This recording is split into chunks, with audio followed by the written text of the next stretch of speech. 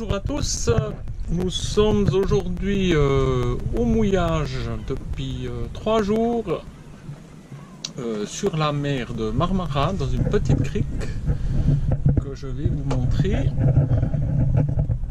sur la carte ici. Voilà, là on voit la mer de Marmara, et si on zoome ici, voilà, on est planqué dans cette petite crique ici, et dans l'attente de notre alternateur, le nouvel alternateur et l'ancien qui serait en réparation à Tuzla. On veut pas trop s'éloigner de l'endroit parce que nous avons du vent du nord-est et ça nous obligerait après de revenir au pré-serré, donc on va rester là en stand-by. Montrer un peu les installations au niveau de l'eau sur le bateau étoile filante, et puis un petit coup d'œil du carré avec les petits filets qui nous protègent du soleil mais qui permettent tout de même de voir dehors depuis l'extérieur. Alors, pour remplir les réservoirs, comme on ne connaît pas la qualité de l'eau, j'ai décidé de toujours mettre un pré-filtre de 5 microns. Donc, j'arrive ici sur un réducteur de pression qui réduit la pression à 3 bars, qui vient se visser directement sur le robinet.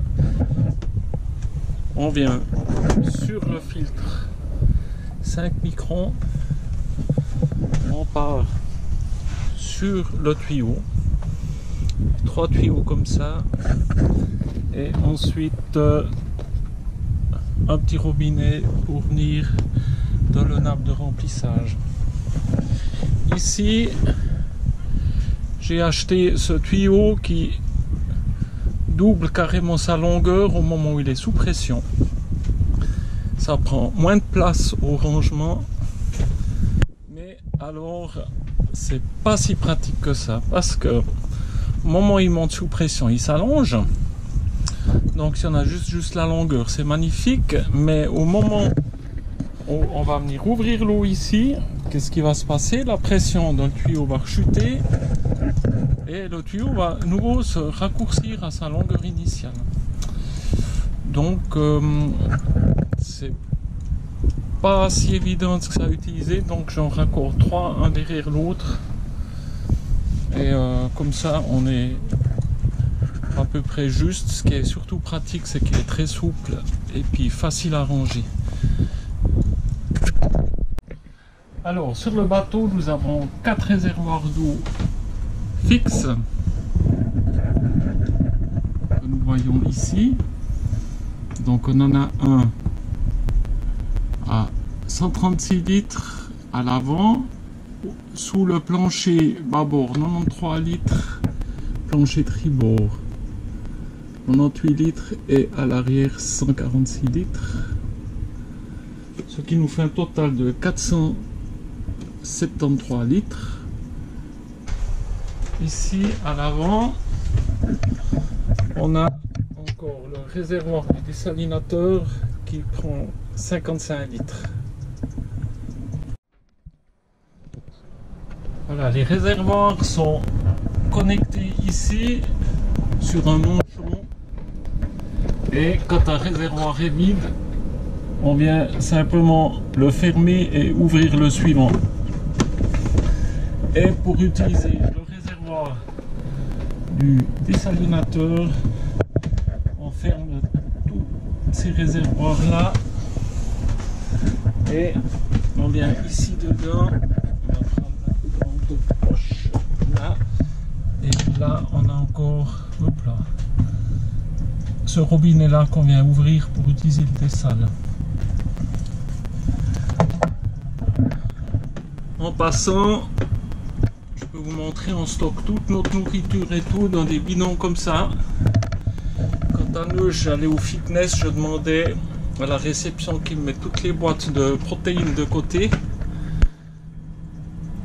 vu que j'en prenais pas moi-même.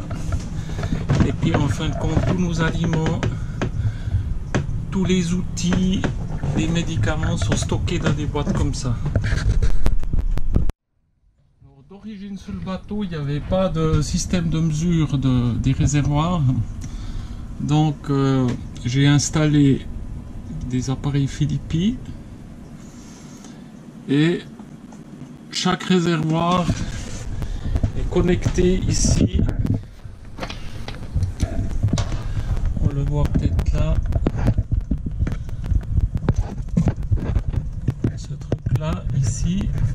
Donc c'est simplement une petite roulette qu'on vient mettre en série dans le tuyau d'eau. Et le système va nous débiter l'eau. Donc ici on voit qu'il reste 39 litres dans celui-là, 81 litres dans celui-là. Et au moment où on tire l'eau, il y a le petit truc là qui tourne pour montrer que c'est ce réservoir là qu'on utilise. Donc c'est vraiment au litre près. Et ici pour le diesel, on n'a pas la même sonde, là c'est simplement un flotteur qui nous donne environ la quantité de diesel qui reste, mais super petits appareils. Alors pour les robinets d'eau, on a ici une douchette qui vient directement pomper l'eau de mer à une profondeur de 1,30 m environ, vu qu'on a une quille creuse. Ça c'est l'eau des réservoirs direct. Et ne voulant pas acheter continuellement des bouteilles de plastique, on reprend l'eau des réservoirs que l'on filtre. Et ça pour nous c'est l'eau potable. Petit investissement qui vaut vraiment la peine. Voilà, donc ici sous l'évier, on a installé les deux cartouches de filtration pour l'eau des réservoirs pour en faire de l'eau potable. Voilà, donc ici on a un pré-filtre à sédiments de sauf erreur 5 microns et ici un filtre charbon actif qui s'appelle Hydropur. Sont livrés avec le matériel un petit débitmètre qui va vous donner une alarme au moment où il faut changer le filtre Hydropur. Je crois que c'est toutes les années ou environ 13 000 litres. Le petit robinet livré avec et le système de cartouche Hydropur. Et ici, je vous le passe comme ça, toutes les saloperies que ce filtre est capable de retenir. Voilà, donc avec tous ces accessoires, on arrive bien à gérer notre eau. Après, comme nous sommes très souvent au mouillage, il faut apprendre à économiser l'eau. Et grosso modo, pour une douche standard, nous allons utiliser environ 8 litres d'eau. Pour la vaisselle, nous adoptons une solution très économique aussi, c'est-à-dire que nous allons rincer la vaisselle avec l'eau de mer. Ensuite, ici, nous allons mettre juste une petite goutte de produit vaisselle et ce truc là va hyper bien mousser. Nous allons donc frotter la vaisselle qui vient d'être rincée avec l'éponge. Dans cette cuve là nous allons mettre de l'eau chaude douce pas beaucoup, peut-être 3 litres maximum. Et la vaisselle ici sera rincée à l'eau salée pour enlever la mousse. Et ensuite, avec une louche, nous allons venir rincer la vaisselle et la mettre dans l'égouttoir. Avec ce procédé là, on arrive vraiment à faire la vaisselle avec un minimum d'eau.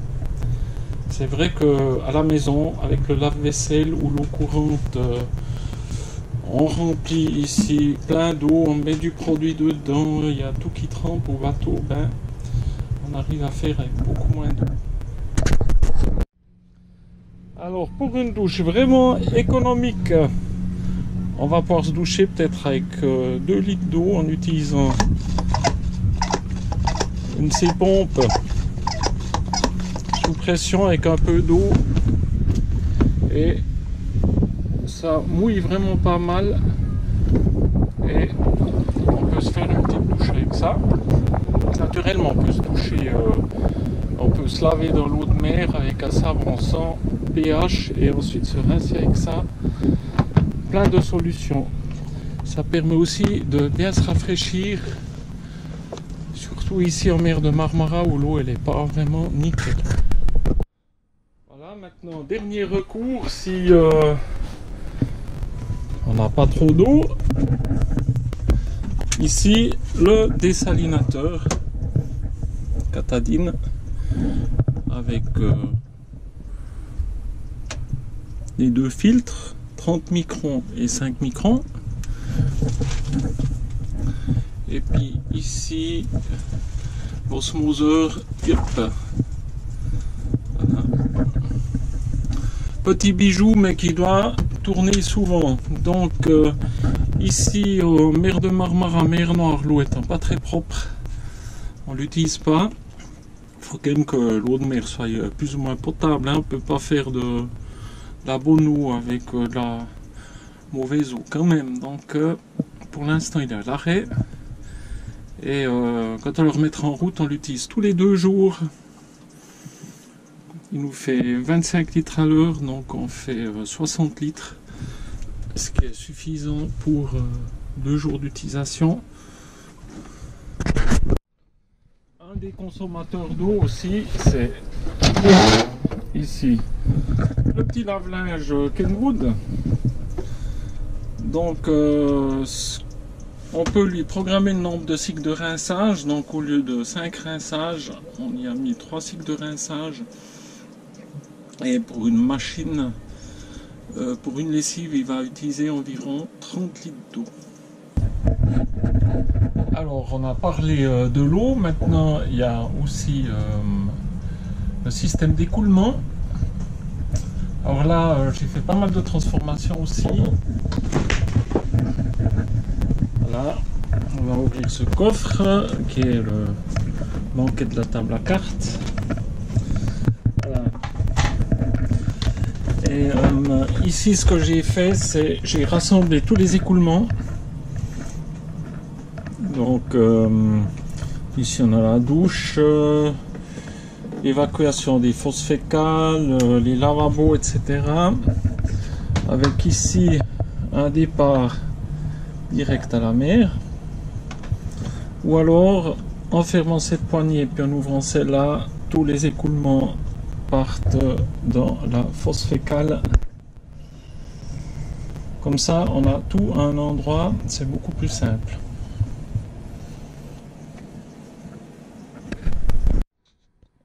Comme je suis pas un gars très ordonné et que ça m'arrive d'acheter 2 fois des outils, là je les trouve plus. Pour ce voyage, on a instauré un tableau Excel. Ici, les différentes cales sont numérotées.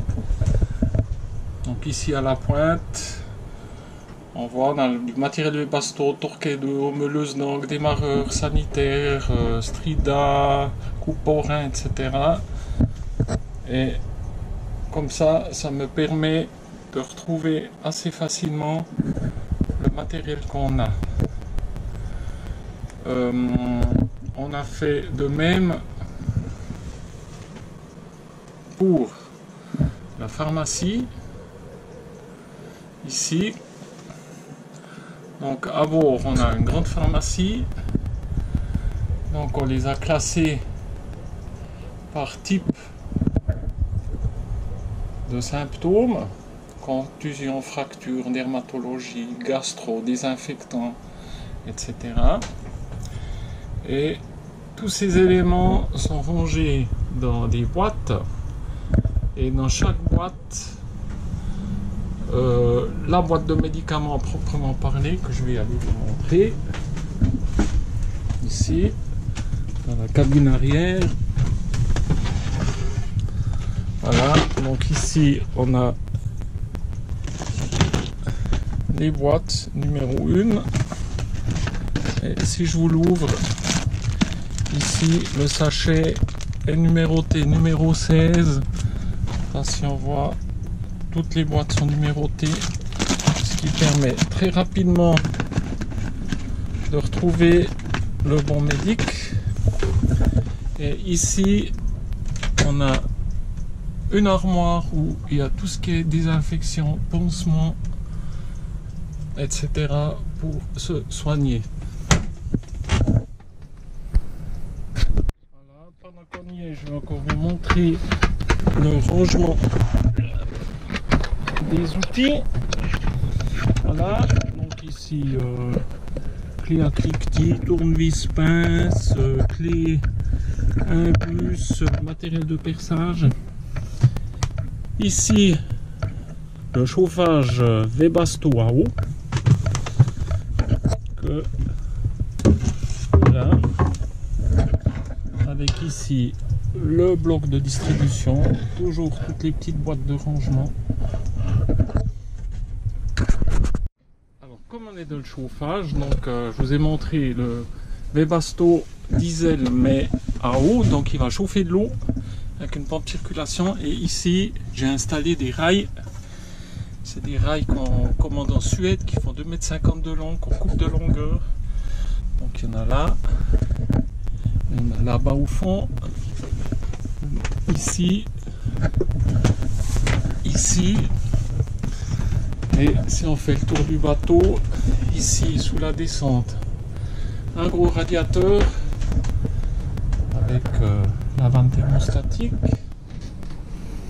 Ici dans la douche, un radiateur. Voilà. Et ensuite de le carré sous la table à cartes, un rail, sous la banquette ici, ici sous la table à manger avec la vanne thermostatique. Et dans la cabine arrière, avant, pardon, la même chose, un gros radiateur, système de chauffage qu'on avait installé quand le bateau est arrivé neuf, vu qu'on habitait dessus en Suisse, avec des températures de moins 5 degrés parfois, ben, il fallait bien maintenir le bateau en température, et avec un moins 5 on arrivait à tenir 22-23 degrés à l'intérieur, et on consommait tout de même environ 1700 litres de diesel par année, qui était détaxable aux douanes. On nous remboursait la taxe routière. Voilà. Voilà, donc on a fait un petit tour du bateau là. Avec mes soucis d'alternateur, je ferai un petit reportage quand on aura le nouvel alternateur, en essayant d'expliquer les causes de la panne, pour autant que ça soit ça. Alors, et je ferai un petit reportage nouveau sur le voyage en mer de Marmara, mais quand on aura un peu plus de matériel à montrer. Allez, bye bye!